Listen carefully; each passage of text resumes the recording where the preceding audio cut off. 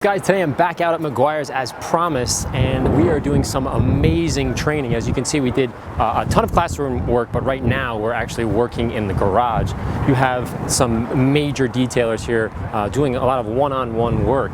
So everyone from, who do we have? We got Mike Stoops, Jason Rose, Derek Bemis, Joe Fernandez, and of course the one and only Buff Daddy, Kevin Brown. And I'm privileged to be here. I'm gonna try to bring you around and show you a few things and show you what you can learn at this NXT course, and we're gonna have a lot of fun. This is a big day, and I know we've been planning. We had a bunch of podcasts coming up and ones that we've done in the past about residue control and sanding. So this is something you need to think about if you want to go to the next level with your detail training. That's all coming up today on this episode. Ride along.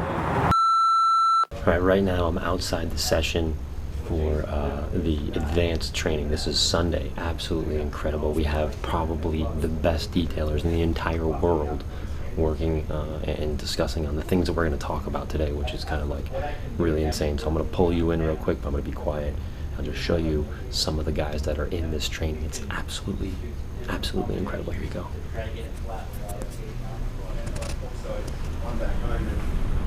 Someone's got this show that paint done, they want it finished. I want to get on the stage. It's going to cost you this much, like 10 grand. Okay, let's back up here.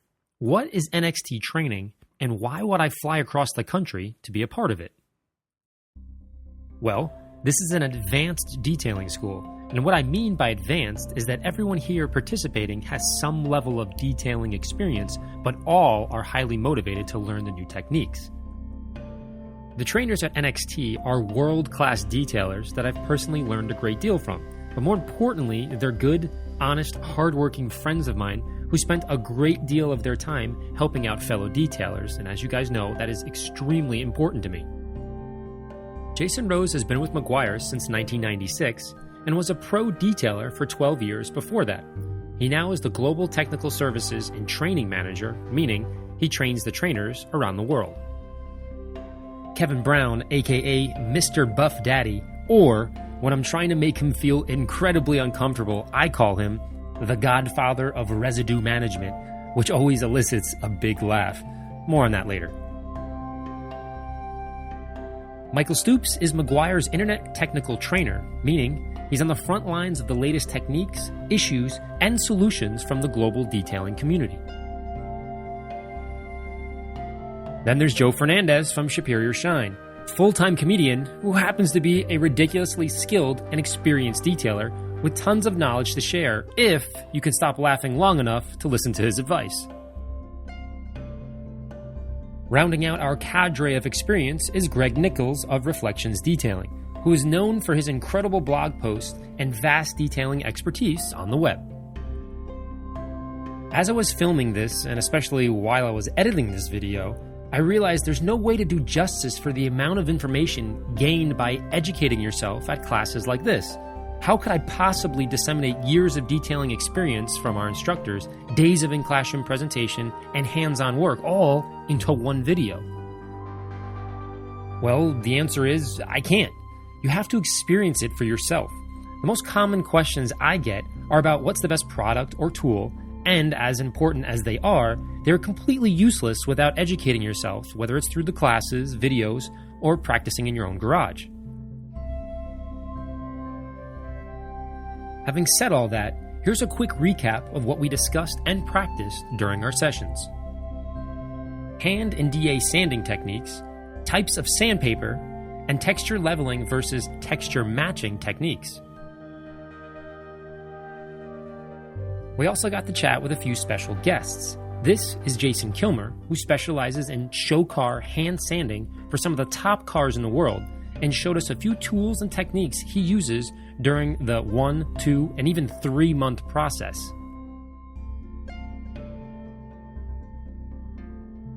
Later on, we worked on general rotary polisher techniques, as well as advanced edge work versus flat panel approaches with direct drive machines. One of the interesting things that we're going over, as you can see, he's using a rotary polisher, which is a long time ago, everybody used it, and it's a skill that you need to understand so that you can progress to the new DAs with the longer throws or the longer orbits. So one of the big concepts that we're talking about is the direction of using the rotary pad and making sure you don't hit these high ridges here. So this would be a high ridge, and this would be a high ridge. So basically this section right here is high, and then there's these two areas that swoop down. So when he's done with the polisher, the rotary, I'm going to show you how to actually do this based on the rotation, meaning the spinning going clockwise with the rotary. And if you use it in the wrong way, meaning you lean on the pad the wrong way, you can cause issues to these particular areas, which are the hot areas or the high areas, where typically there's less paint, but at the same time, when you're putting more pressure down with a rotary specifically, you have that danger of going through the paint. All right, so right off the bat, I have my rotary polisher here. And as you can see, I pull the trigger. You can see it only goes in one direction, right? So it's spinning in clockwise direction. So if I take this, right, I'm just going to spin my wrist, and now I'm going to not put it on the paint just yet.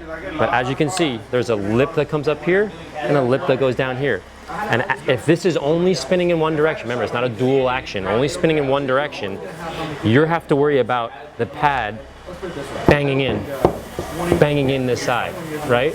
So what we do is we take our wrist, and it's just a simple movement. So you would lean or twist a little bit so that as the pad is spinning, it's coming off this edge. See the arrow here? So it's coming off this edge, and now this side of the pad is up, so you're not actually coming in and banging on this side.